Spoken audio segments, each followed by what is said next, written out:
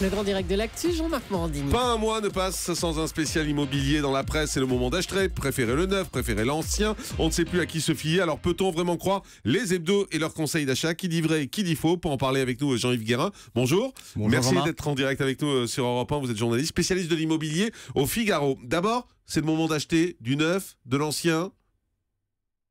C'est le moment d'acheter déjà de façon globale. Ça, c'est vrai. Le Figaro Magazine sort un supplément immobilier ce week-end. Et on dit quoi? On dit que les prix ont baissé depuis 3 ans, à peu près de 6%, qu'ils vont encore baisser cette année de 2,7%. Bref, c'est à la baisse. Et surtout, il y a peu de chances que les prix remontent prochainement. C'est ce que disent les professionnels.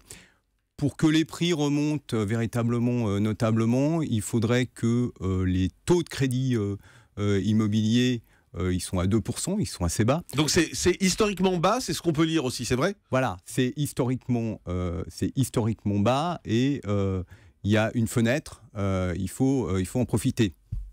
Alors après, ça dépend si vous habitez à Montluçon, à Cherbourg ou à Paris ou dans une très grande métropole régionale. Parce que la situation n'est pas la même partout en France. La situation n'est pas du tout la même partout en France. Je vous ai amené quelques chiffres. Dans des villes moyennes qui sont durement frappées par le chômage, comme Bayeux par exemple, les prix ils ont baissé de 10% cette année, c'est 1450 €. Mais est-ce que ça vaut quand même le coup d'acheter? Parce qu'on se dit, si les prix baissent et vous nous dites c'est pas prêt de remonter, ça veut dire que si on veut revendre dans 10 ans, on fera peut-être pas une bonne affaire. Oui, c'est ça qui est compliqué. Personne ne sait ce qui va se passer dans 10 ans dans l'immobilier. On a une vision à combien de temps sur l'immobilier à peu près? On a une vision à 2-3 ans à peu près. Pas plus. C'est à peu près le schéma dans lequel on... Donc c'est pour ça qu'il faut profiter de la baisse là. Voilà. L'investissement locatif, on en parle beaucoup. Il faut acheter? Alors, ça marche mieux. Et il faut acheter, mais pas n'importe où. Ça marche mieux pourquoi? Parce que y a un dispositif qui s'appelle Pinel, qui est un petit peu plus souple que le dispositif, donc plus intéressant pour ceux qui veulent acheter que le dispositif précédent. Il permet par exemple de louer à ses parents ou à ses enfants, ce n'était pas le cas. Il permet de vendre au bout de 6 ans, 9 ans ou 12 ans, alors qu'avant on devait garder le bien pendant 9 ans. Donc c'est un peu mieux avec le fait que, une nouvelle fois, il faut regarder où on achète, il ne faut pas aller... Alors, il y a des villes où les loyers ont baissé, par exemple. C'est-à-dire que si on prend des villes comme Marseille ou Lyon, là-bas, les loyers sont en baisse. Donc, ça veut dire que l'investissement, c'est moins intéressant, peut-être.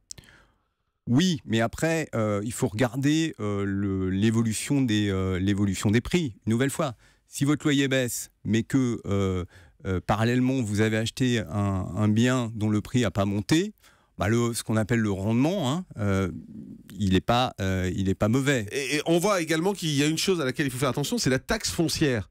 Parce que la taxe foncière, ça a explosé partout. Alors, ça a explosé partout. Ça a explosé en fait dans une vingtaine d'agglomérations, d'accord. Parfois, ça a augmenté de 150%. Il y a à peu près 700 communes. Donc, c'est très spectaculaire. Ouais. Ça concerne uniquement ceux qui sont propriétaires de terrains à construire, donc c'est pas tout le monde. Et c'est à peu près, dit l'entourage des cartes, le ministre du Budget, c'est à peu près 2000 foyers. Donc pour ces gens-là, effectivement, c'est très spectaculaire et c'est inadmissible. Alors qu'on dit que les impôts baissent, eux, ils reçoivent une note qui explose. Attention, c'est 2000 personnes. Aujourd'hui, est-ce qu'il y a un moyen, est-ce qu'on peut dire, par exemple, si on achète dans une grande ville, on est sûr de faire une bonne affaire? Ou pas? C'est pas aussi simple que ça. C'est jamais aussi simple que ça, mais si vous regardez sur le long terme, si vous achetez à Paris, étant donné que on construit très peu à Paris, donc que le nombre d'appartements qui sont sur le marché est limité, que le nombre de gens qui veulent soit y vivre, soit faire des investissements, ils sont étrangers, etc., augmente, mécaniquement, alors, vous n'allez pas Paris. Perdre de l'argent. Prenons les autres villes, Marseille, Lyon, Lille, Toulouse, Bordeaux, Strasbourg. Dans une grande ville comme ça, est-ce qu'on peut aussi se dire qu'on fait forcément une bonne affaire? Là encore, il y a des différences. Par exemple, c'est passé inaperçu, mais à Lille, l'encadrement des loyers va être mis en place. D'accord? C'est la seule grande ville en dehors de Paris. C'est-à-dire que le propriétaire ne pourra pas fixer le loyer qu'il veut à son locataire, pour être clair. Donc vous n'allez pas conseiller, a priori, à quelqu'un qui veut faire un investissement locatif d'acheter à Lille. D'acheter à Lille. D'accord. Vous savez également qu'à Lyon, il y a plus d'activités économiques, plus de sièges sociaux qu'à Marseille. Donc c'est mieux d'aller à Lyon. Vous voyez que Bordeaux se développe, c'est mieux d'aller à Bordeaux. Voilà. D'accord, donc il faut choisir, c'est vraiment très précis. Il faut étudier la ville, la situation dans la ville et la législation, parce qu'il y a cet encadrement de loyer. C'est vrai qu'il change beaucoup de choses. Il faut y aller. C'est-à-dire que quand on fait un investissement locatif, c'est comme quand on achète un appartement, une maison pour soi. Il faut le visiter. On vous dit que les transports en commun sont à 5 minutes. Il ne faut pas croire la plaquette. Il faut y aller. Il faut aller voir. Il faut aller voir les transports en commun, les écoles, les commerçants, ça reste les valeurs sûres autour de son logement. Du logement. Merci Jean-Yves Guérin d'avoir été avec nous, journaliste spécialiste de l'immobilier au Figaro.